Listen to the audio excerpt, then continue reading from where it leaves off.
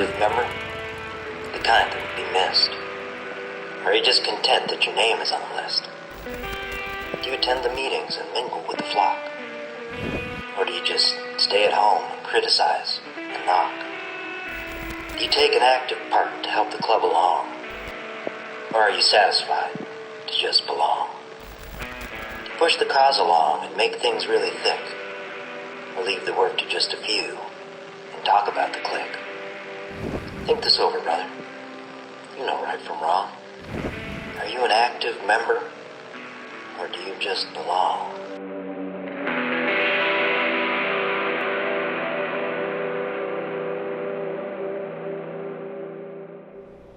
Welcome to Patched, where we look at the personal impact of life in outlaw motorcycle clubs.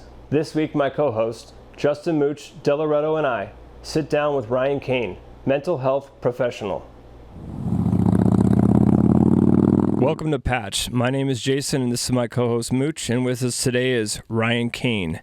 Ryan, would you like to tell us a little bit about your background, and we'll explain why we wanted to have you on the show today. Sure. Thanks for having me, guys. So my name's Ryan Cain. I'm a mental health professional out of Nashville, Tennessee.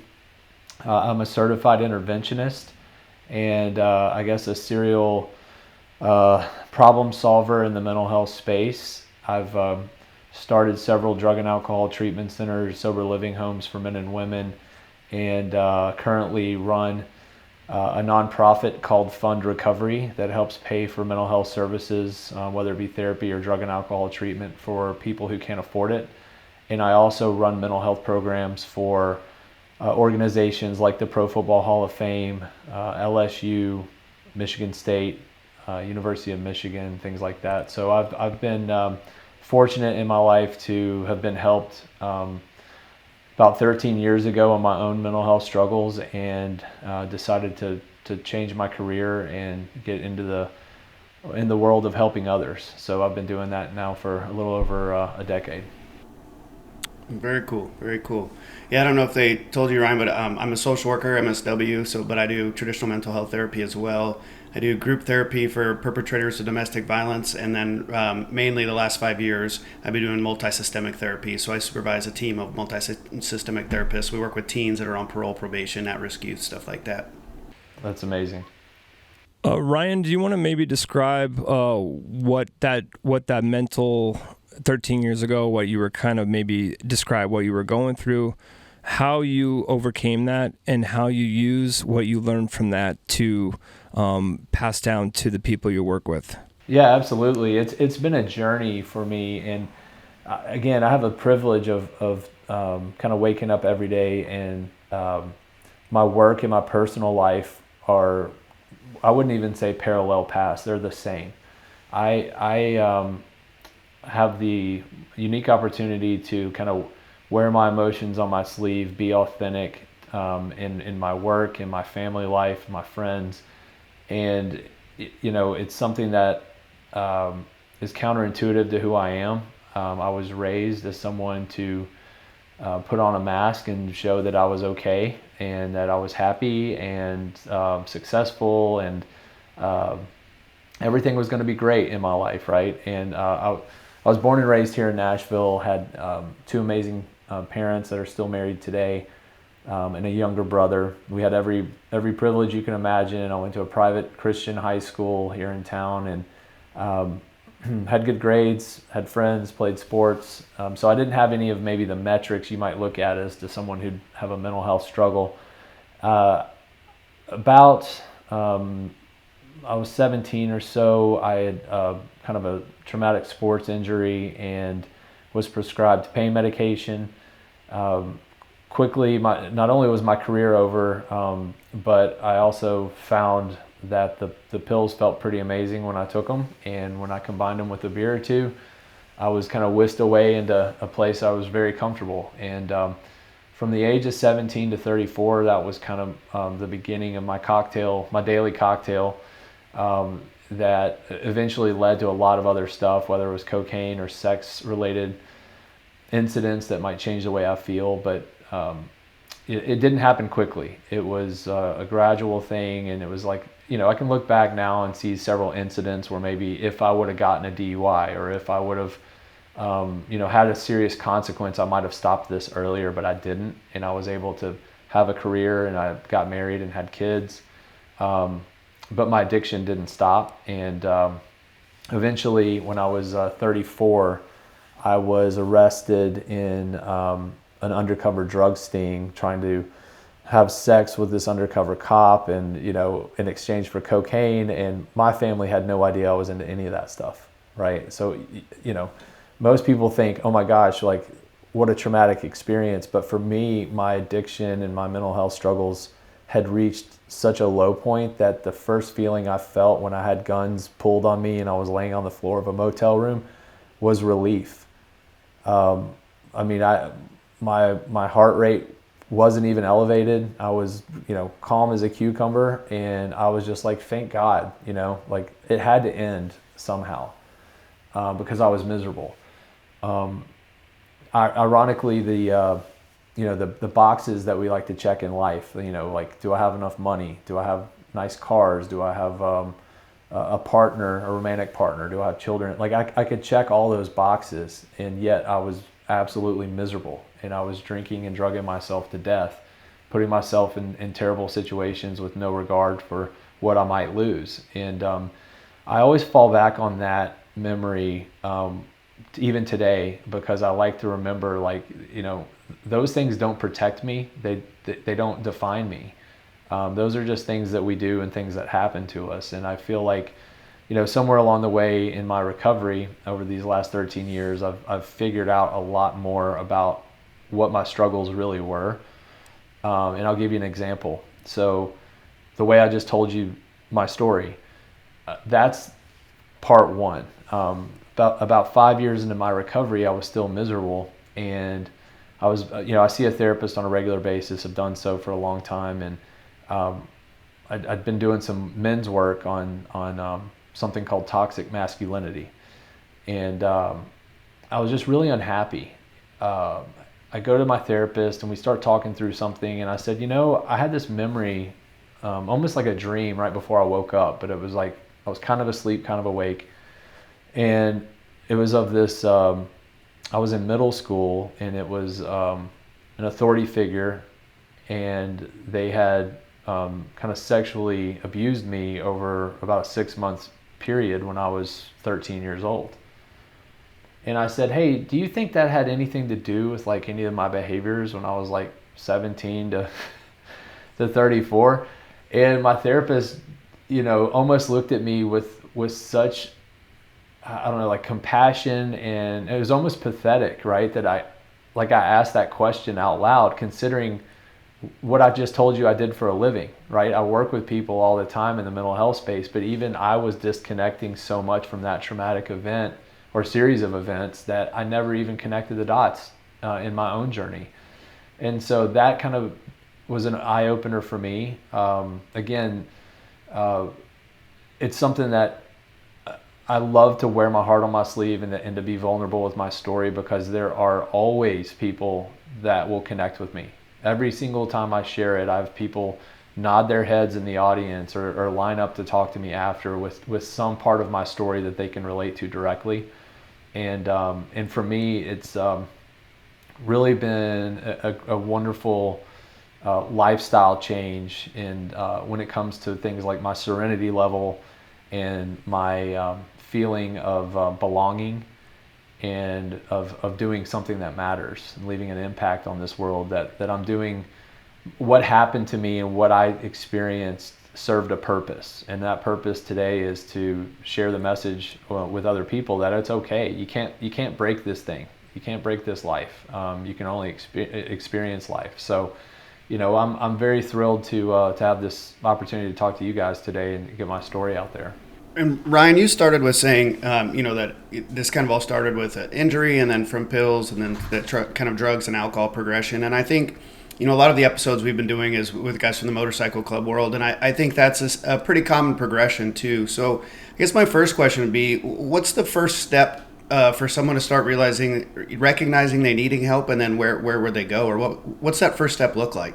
Yeah, I think the first step is, well, let me say this. We have to be very careful that, everyone has their own story, their own journey, and their own pace at which, they want to go through struggles in life, and when they want to hear the solution, right? And so I think, if you've ever been to an AA meeting, I'll cut to the chase. Some of the people in an AA meeting have 5 or 6 DUIs, and they finally decided to get sober. Some people that are in AA got really drunk on New Year's Eve and cheated on their girlfriend and decided to get sober. So we all have different pain points, I guess, that will determine when it's time to make a change. That's an individual decision. But if someone's listening and wanting to know, like, how do I know if I have a problem? I mean, I always like to say, like, let's look at categories of your life and where pills or alcohol have really held you back. And is it something where you've tried to stop before and you haven't been able to? Or is it something you've never tried to stop or even curb? And so I look at things like your financial situation, your physical health, your relationships, your employment situation. So that you can look at these different categories and really, if you're honest, that's the one thing. You have to really be ready to have an honest assessment of where you're at. And take a look at those categories and see if you would have been better off or if you've been hurt by using drugs or alcohol. Something happens when you're young. Something traumatic takes away the good thing that's happening in your life. Regardless if you have a great family surrounding you, you still have to deal with your own thoughts on a day-to-day basis. So, like, looking back now at your 17-year-old self and where you're at and all the good things that you're doing, what have you taken from that and worked it into your everyday life? Maybe it's like a mantra that you say to remind you to move forward and to keep focusing on the positive. Or do you just know that, like, in your mind, you have to keep volunteering and putting things out there to help other people, knowing that that's what keeps you on this plane of, like, being, sober and mentally aware, or without that euphoric need, right? Does that make sense? It does. I think that the first part of what you said is really, it was traumatic. I didn't know it at the time. I think the real trauma that happened to me was way beyond the person who did it to me. And that's something probably that's not something you would think I would think of. It is more about the fact that I felt betrayed by not being protected by the ones that should have protected me. And that might be my coaches. It might be the administration at the school. It might be teachers. It might be my parents. But looking back as an adult man now, I'm like, you know what? It wasn't that individual that really did the harm. It was the fact I had nowhere to turn, and I was 13 dealing with this secret on my own. That's the real damage that was done to me. And so when I think of it that way, talk about mantra, that's even more of the reason why I'm so vulnerable with my story, because I don't want anyone to feel like they can't share what they need to share. Because the way that we medicate, the way that we handle stuff, we only have like half a dozen moves, right? We're not very creative people. We either overeat, we drink, or take medication. We're violent people. We spend money. We have sex. There's only a handful of things that we can do to really medicate. But some people, even take healthy things and make them unhealthy. Like they over-exercise. So people that want to get so out of they can't be still in their own thoughts, they'll go out and run 20 miles a day, or power lift all day long. There's a balance that's required in life, and some things we reward, right? And I'll give you an example. My dad is a very successful guy, and his ism, if you want to pick it, was he was a workaholic, right? So he was always at work. But the world appreciates that. We reward that because we had nice things, and the family had a nice house, and he was married. But as a child, that's not what I cared about, right? I mean, what I cared about was dad coming to my games, being around, watching movies with me, doing things that dads do. And so it's not saying that he's bad or it was wrong. It's just that we all as humans find our thing, and we will wear it out if it keeps us from being in that dangerous spot that is like the 6 inches between your ears. And so if I have a mantra, it's really to show up today with an open heart and open mind. And I think the last piece of that mantra is that absolutely nothing can happen to me today that I can't handle with my program of recovery. Not a thing. And I can go into each day without that fear and anxiety and dread that I used to have, recent as 5 or 6 years ago. That's great. Or if I heard you correctly, you were carrying something with you that you didn't know how to express, right? Didn't know who to tell or how to let it go. So for people that are going through life with those types of things inside, how do you recommend they just, reach out for help or decide that they need to let it out? Like when does that process happen?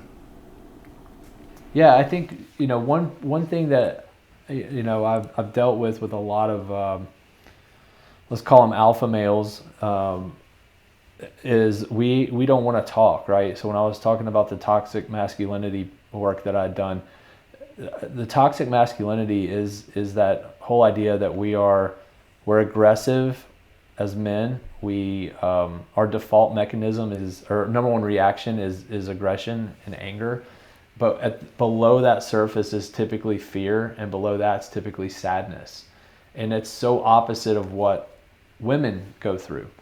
And my wife will cry all the time about things, and I'm like, yeah, it takes a lot for me to go tap into that level as a man.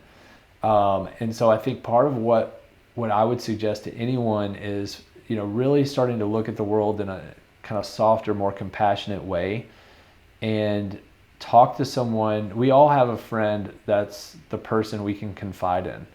And I think the first thing that we have to do as men helping other men, or people helping other people, is really find that person that's safe to say the one thing that we're not able to say to somebody else.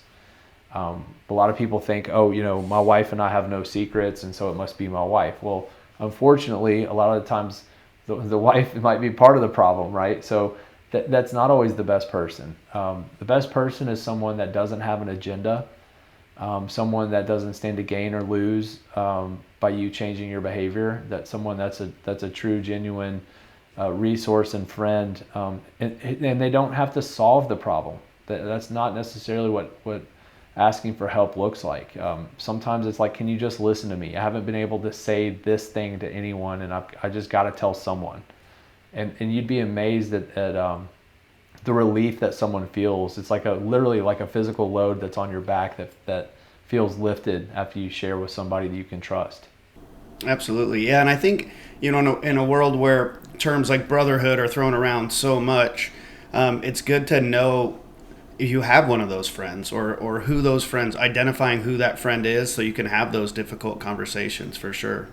Yeah. Well, I was going to say, I think it also kind of builds on itself, Mooch. Like you share with one person and you get that like feeling and that relief, and it doesn't have to be a deep, dark secret, just something, right, that maybe isn't the norm, where you're not talking about news, weather, or sports or something, right? And it's like getting to that. And then I think it attracts other people that think like that, and that want to have an outlet and have a deeper relationship than just like the bare bones, like the weather kind of stuff. And you have to be intentional, though. It doesn't just happen. You have to be looking for it. You have to be willing to share, and it's contagious. And when other men see this, they're not going to know what it is, but they're going to want to know, well, how, Mooch and Jason, every time they see each other, they give each other these big bear hugs. Like, we only high five or shake hands. Like, how do they have that kind of relationship, And it's just, we have this desire to do it. It just takes people to have a little bit of courage and faith to start that process, and then it builds on itself. Absolutely. Yeah, I've joked with Jason about it before, some of the guys, but I was a president of my chapter, but I'm also a mental health therapist, and I'm in a room, we've had in our weekly meetings, and I'm in a room full of these alpha males, and everyone's talking about how they feel and how that makes them feel. Yeah. And it ended up being great. We had one of the tightest brotherhoods I'd had, and everyone was really close. But it took that icebreaker, right? Or it took that acceptance where, hey, this is okay for us to talk about, and this is comfortable. I kind of feel like there's two groups of people who like an individual activity, and there's people who like group activities. Now, when you get to those guys who like group activities, you're dealing with guys like yourself, Ryan, who was involved in sports. You're dealing with Mooch and I, who are involved in the motorcycle club world. It adds another perspective, to that person. It adds another piece to their character. Do you see that a lot with the people that you're dealing with, that maybe it's more people who are seeking out to be part of groups who have these issues, or do you feel like it's just all around to everybody, individuals, individual sports or group activities? Or I think it's a combination. I was considering this. We as a former athlete and looking at these guys that I work with, I mean, certainly they're playing a team sport, but they just had the Hall of Fame enshrinement ceremonies last weekend, and that these guys are going in as individuals. They're individually honored. They've got a bust and a gold jacket, and it's all about them. You should hear their speeches. How many names of people that helped them along the way, teammates, coaches, family members. And so I think these guys are considered the kind of the ultimate alpha males, right? These are the best ever play the game of football, and football is a very aggressive sport.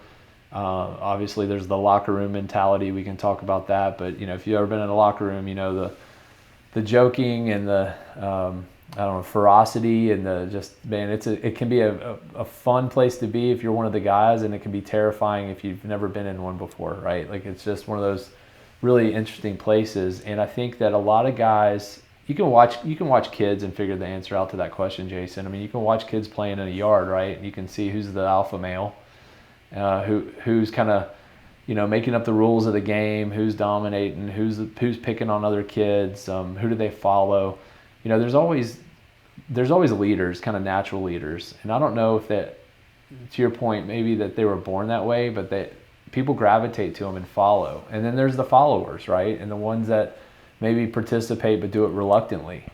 But I feel like at the end of the day, from a human level, we all long for connection. As much as it may be uncomfortable for someone who is not an alpha, as someone that's maybe an introvert instead of an extrovert, maybe the idea of a group is scary. But at the same time, just because it's scary doesn't mean they don't secretly wish they could have it. Because what we're getting at with this is what we see when guys have that group that they belong to, whether it's taken away from them or they leave it, there is a large void there. And that void gets filled with, it could be depression, it could be drugs, alcohol. We've seen suicides, from not being a part of the group anymore. So I think we're just trying to get to the bottom of what kind of breaks down a guy to say, is it typical? Is it something that's random? Or because it's like we're trying to get to the root of how this all started. Why did you want to join a motorcycle club? That's what we kind of ask every guest. What'd you learn from it? If you learned anything positive, now that you're out of it, how are you adjusting to life? This is what we talked about with all of our guests, and it's a common thread that everyone joined to be part of something bigger, to have this brotherhood, and then it's dealing with it once you realize if it didn't work out, or it's time to go, or however it rolls. That's what we're kind of dealing with a lot of guys that have been in and out of motorcycle clubs over the years. So just to give you a little background on what we've been talking about with our past guests, and that's why I wanted to ask your opinion about that. So with things you've seen over the last 15 years. Yeah, and there's a huge parallel there, right? Like the average NFL career is 3 years, and you got to think about these guys. If you play. Well, let's take it to the Hall of Famer level, right? There's 377 Pro Football Hall of Famers. There's been 350 million people that have played the game of football whether it's Pee-wee or middle school, high school, college, pro. There's been altogether 350 million. There's 377 in the Pro Football Hall of Fame. Okay, so if you take that, think about how elite these guys are. And the fact that when they were in high school, they were probably very popular, very highly recruited. They were the best of the best. They go to college, they're the best of the best. They're maybe winning the Heisman Trophy, winning national championships, dating the cheerleader. Then they go pro, sign huge contracts, have tons of money, a lot of media exposure, and their career ends by the time they're 30. They're done, right? And that would be a good career. And so you're 30, and now you're not a football player anymore, and your picture's not on the cover of every magazine, and you're not being asked to do interviews every day, and you're alone. You're not in the locker room anymore. You're not being told what your schedule is, or how to lift, or how to eat. And so the transition can be devastating, but it is very difficult for anyone in that role. And so, you can look at many different, parts of society, whether it's motorcycle clubs, whether it's football teams, or, law enforcement officers whose career ends, firemen, where you've got this really tight-knit group that has been through a lot together, and it's been more meaningful than you realize until it's over. And then you're, again, kind of stuck in that dangerous spot where you're by yourself and you're looking around like, what's next? Like, what do? I don't know what to do anymore. And the transition period can be in the first 6 months. It can be in the first 6 years. Everybody's different. But we all go through that at some point when you leave something and go and don't know what the next thing is going to be yet. What are some healthy coping mechanisms that you recommend for people that are getting into that position? Like they see it coming, or whether they don't, but it happens. What are some good kind of ways to get prepared? I think that's a great question, but I think the number one thing is figuring out what you love. What do you love to do, right? Like, and I mean in every avenue of your life, right? So not just like for a career, but tell me about how you would like to spend your day typically. And if like when I went to go buy my car, I know certain things about myself. I know that if I went to go get, the what's the new Tesla Cybertruck thing, if I went to go get that, I would get that because I want people to think certain things about me, right? That's going back into unhealthy me. Here's what I know about myself. I like to be outside. I love fresh air. I love playing loud music. So I got a car that was more my style. I got a Jeep Wrangler, and I'm on my like third or fourth one now because that's just like, it makes me happy. It brings me joy, right? And I look at what I do for work. I look at what I do with my fitness and my exercise activities. If I don't like something, like if I didn't like running, I wouldn't run because it's just not sustainable. And so when you're going through a transition, it's a great time to kind of just sit back and do this like self-accounting of like, what do I like to do? How do I want to spend my days? Do I want to be more present around my family? Do I want to make more money? Do I want to get healthier? And just start on kind of the big picture items before you decide like, okay, this is what how I need to do it. I think the other side is, again, getting a tribe, getting a group of guys that you can connect with on a regular basis. I have a group of guys that we text almost every day, just kind of a check-in kind of thing. How's it going? We try to get together for lunch when we can. Most of the guys, rarely do we all get together at the same time. We always have conflicts, but it's like a group text that we can kind of keep each other like, hey, how's it going? Let's get together, and we're meeting this week, and I think three of the 6 guys can make it, but we're still going to do it, right?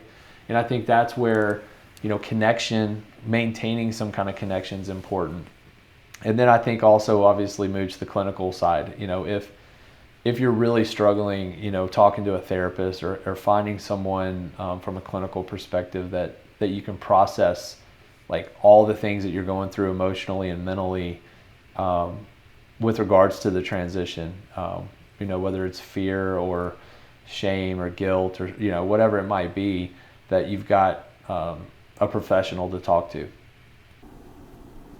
So if we have, we know someone's leaving a club or big major career or something, we'd say like self-awareness, I heard you say, was a big piece. Finding a group of people that have shared interests, right, or shared connections, I think is helpful, like you were saying too. And then knowing when to ask for help, right? I mean, I'm just trying to paraphrase what you were saying, but for our viewers out there, there's that self-awareness. Find a group of like-minded people with shared interests that you can talk to and relate to, and then know when to ask for help. Absolutely. No, I think that's great. That's all great advice and great. I really appreciate you opening up to us today, Ryan. That's it just adds to the value of this podcast. Of course. Kind of a tough question to ask, but what I think what you were saying, Ryan, is to find a like-minded group of people. Now, that doesn't necessarily mean that you go from motorcycle clubs to finding another club to join because you need that, but like what you're saying is break down your day. What would you like to be doing? Now, obviously, if you're leaving a motorcycle club or leaving a job, you don't want to go back to doing that same thing right away, right? It just probably isn't good. There's a reason why you either left or it went sideways. So you should be breaking down your day into saying, what am I not doing now that I've always said I wanted to do, maybe in that perspective.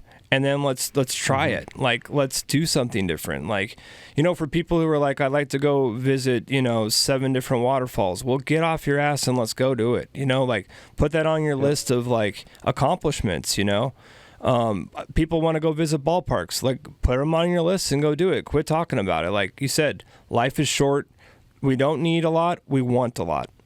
We don't need things. We want things. And it's like, you have to realize that like the less stuff you have, the less amount of pressures, the more you're going to be able to open up without those stressors in your life. And I hope that makes sense. But like, that's kind of what I'm taking away from what you're saying, Ryan, about breaking your life down and saying, we got to make a change here, because the route we're going down, you can alter it a little bit, but you're going to eventually steer back to the problems. Right? So you need to make a little bit of a drastic change. You're going to have to jump out of your comfort zone for a second to try something new.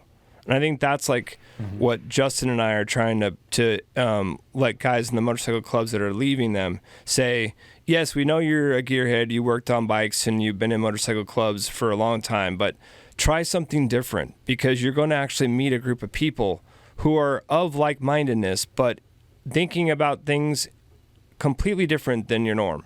I mean, I did that. I know that Mooch does that. Like, we stepped out of the comfort zone to try something new, right? And it paid off, So I think that's kind of like what I'm getting from what you said, Ryan, is to try that. Ryan, do you think people that grow up with a trauma history or have those types of things in their past, do they seek out fraternal organizations? That group mentality, is that something that comes from trauma or, rough upbringings? Or do you see them staying in the individualistic, idea of like saying like, I'm by myself, I've got to protect myself, don't get involved in a group? Do you feel like see that too? Yeah, I think you find both extremes. So in one sense, like there's protection in the pack, right? I don't have to, be afraid. And the other end of that spectrum is the extreme isolation, right? Like I'm not going to know anyone, no one's going to get to know me, and therefore I'm going to be safe. Either extreme is bad. Let's just put it that way. I think the happiest people we know find comfort in both having alone time and having friends and groups and people that they can relate to. And it doesn't have to be one thing, right? Like I've got a group of friends that are golfers. I've got a group of friends that like to go to concerts and don't play any golf. I've got a group of friends that knows everything about football, and I've got a group of friends that know nothing about football. And I think that for me, it was started with just kind of, like I said, kind of breaking down what I want to do with my day. And then the word is yes. I would say yes to someone that asked me to go grab lunch or coffee And I'm like, yeah, I'll go. I don't have anything on my calendar. And I would meet the most amazing people. And they would know people that they'd want me to get to know. And, my life, again, you have to have the courage to say yes. You have to have the courage to say yes, even though you don't know kind of quote what's in it for you. And I think when you're a seeker and you're in a transition, that's what you are. You're a seeker because you've got a void where you had a group before and you've left for whatever reason. Now you've got a void in your life, and it will be filled.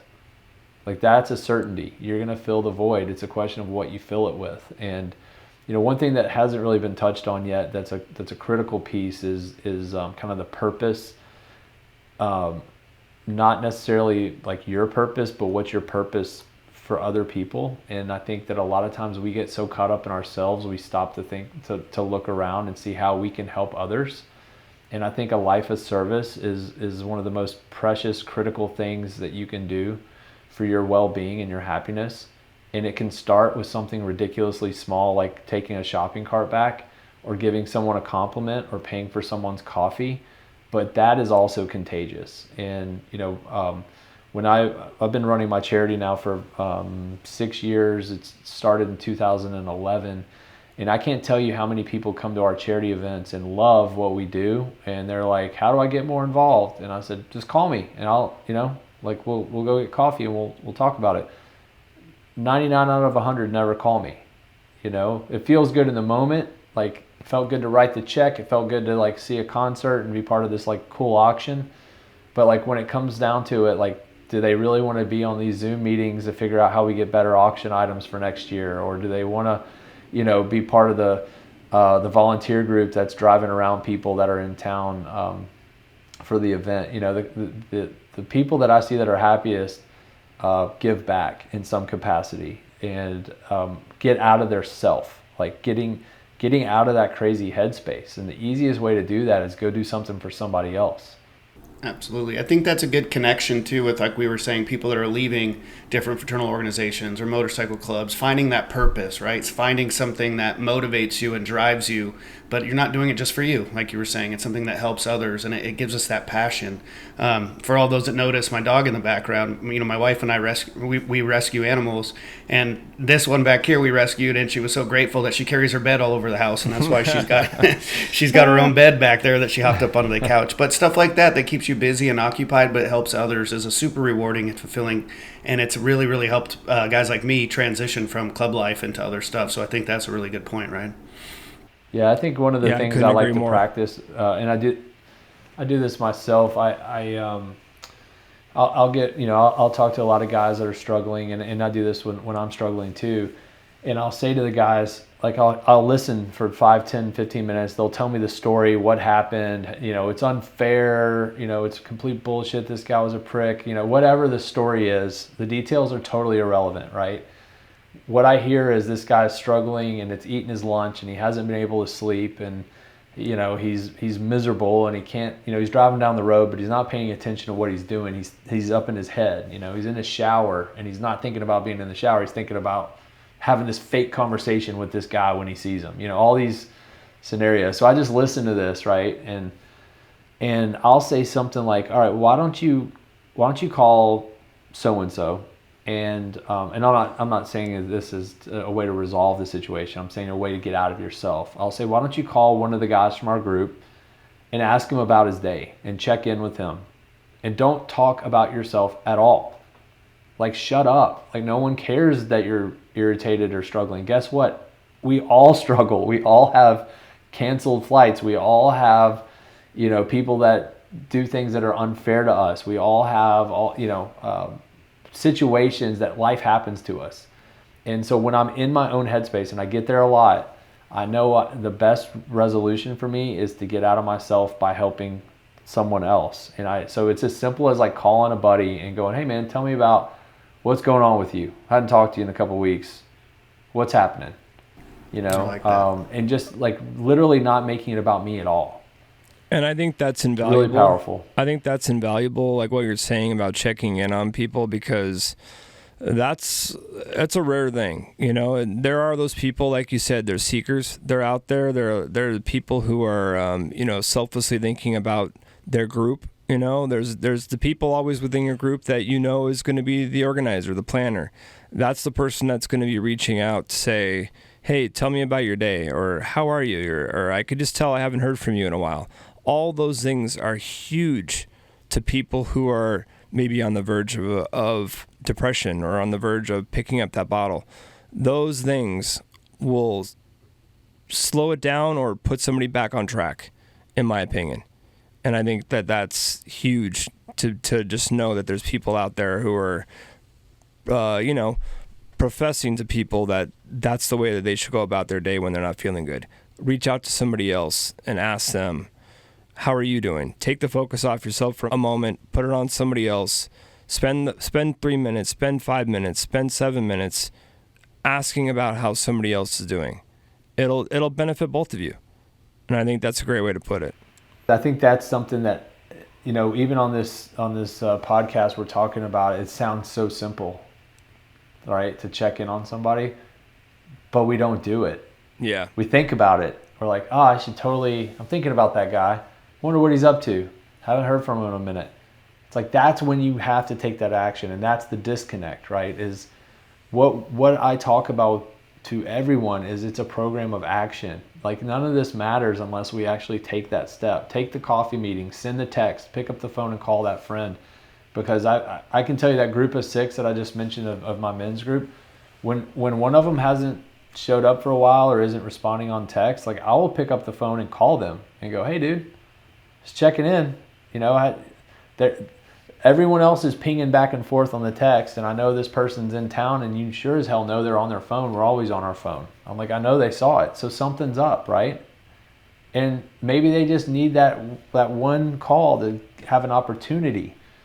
And the key is like, again, I'm not in the healing business. I'm not in the fixing business. I'm doing this in a weird way for me, right? That's the kind of the irony of all this, is I do it for me. The results are for me. Like, I don't feel like I can swoop in and save everyone that's struggling in their transition. Like, that's again another lie, and that's my ego. What my job is to show up, and whatever they decide to do with what I suggest is on them. The results are not on me. And I think that's an important message to talk about, is that the reward for me is the action, not the result. And that actually touches on my question. So my question was for our viewers, for people that are getting out of any of those types of groups that we've talked about, the stuff we've talked about today, what are some of those warning signs or red flags we should look out for when we know, hey, I need to hit this guy up, or hey, I should check in on so-and-so? Like, what are some of those common warning signs? Like I said, I think the change in behavior is number one. Like, and I don't mean like behavior when we're hanging out. I think it's like if they're not communicating with you like they normally would. And, most of my relationships are probably, sounds terrible, but rooted in texts and emails and phone call type stuff, and less person to person, but that's just kind of where we're at today, right? So if I notice that I'm not hearing back from people on text, I will give it some time, and then, either see them when we're in person, or if we're not meeting soon, I'll reach out to them with a phone call and possibly a follow-up text. But I think the other stuff is a little easier to spot when you're in person, and it's somebody that you're around a lot. If they're distant, if they're detached when you're there, they don't seem present, they seem distracted. If they're irritable, if they are, obviously drinking more than they usually would on a consistent basis. I mean, we all have slipped up and drank a few more than we meant to one night. That's not necessarily the red flag, but it's like if it happens every night that we've gone out, like maybe there's something up, right? So you just want to be mindful of kind of people's behavior, their interactions, the way they behave, and I think that, again, it goes back to the whole concept that like my life is not about me, right? Like it's like a core foundational thing. And when we go out and I go to dinner, if I go out to Leaper's Fork and I'm walking in Fox and Lock, I'm like, man, everybody's looking at me. Like, who's in here? Like, how do I size up? Like, it's all this natural stuff that happens like instantaneous. And then I have to get like recentered and go, man, no one cares about you. Like, just just roll in. And then I kind of change my focus, and I'm looking outward, like, who's in here? I can't wait to see some of my friends, and really become more present in the moment and less in myself. And I think that's the root of a lot of the stuff we're talking about. Is it's all about me all the time. That's my default mechanism, and my daily struggle is making it about you, making it about other people, and what can I add instead of what can I take. I love that. Thanks so much, man. I appreciate that. Yeah. Ryan, can you let our audience know how people can get in touch with you, whether it's on Instagram, Facebook, or however you feel comfortable with people reaching out for help? Sure. So I can be reached on Instagram at RyanCain00, or you can email me at ryan@fundrecovery.org, and don't hesitate to reach out. We love that. Appreciate that, bro. And if you want more information about our charity, you can go to fundrecovery.org. Thank you for coming in today. Mooch, would you like to say anything on our way out? Yeah, it was great talking to you today, Ryan. It was great meeting you. Yeah, this was great, guys. I appreciate it. Yeah, thanks for making the time. Remember to hit the like button below. Find us on Instagram at automoto.ent, at OG_Mooch, at Jason_Logan81, and for more info and episodes, go to automotoentertainment.com. Thanks, Ryan, for the insight. Thanks, Mooch, and thank you for tuning in. The Patch Podcast series is brought to you by Oak and Iron, Craft Cocktail Bar in Thousand Oaks, California, by Outdoor Creations, serving the Southern California and Nashville areas.